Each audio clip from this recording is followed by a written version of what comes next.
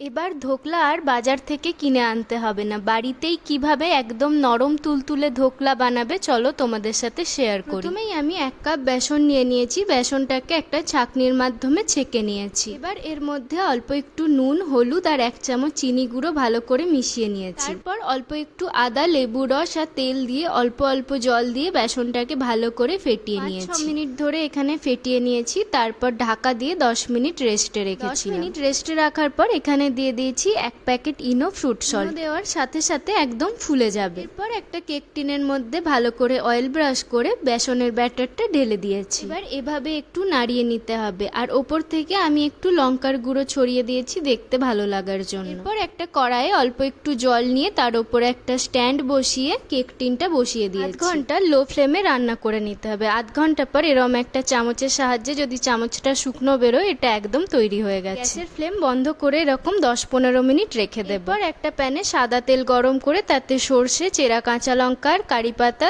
20 থেকে 30 সেকেন্ড নেড়ে এখানে 1 কাপ মতো জল দিয়ে দিয়েছি। তার সাথে 4 চামচ চিনি গুঁড়ো, অল্প একটু নুন আর লেবুর রস দিয়ে ভালো করে ফুটিয়ে নিয়ে ঠান্ডা করে নেব। ধোকলার 4-5টা ছুরির সাহায্যে কেটে একটা প্লেটে ঢেলে নিয়েছি। এরপর চৌকো করে ধোকলাগুলোকে কেটে নিয়ে ওপর থেকে এই চিনির রসটা ভালো করে ছড়িয়ে দিয়েছি। এরপর ফ্রিজে 2 ঘন্টা রেখে দিলেই ধোকলা সার্ভ করার জন্য একদম রেডি। এটা বাড়িতে একবার ট্রাই করে দেখো, দোকানের থেকেও ভালো খেতে হয়। কমেন্টে জানিও কেমন হয়েছিল।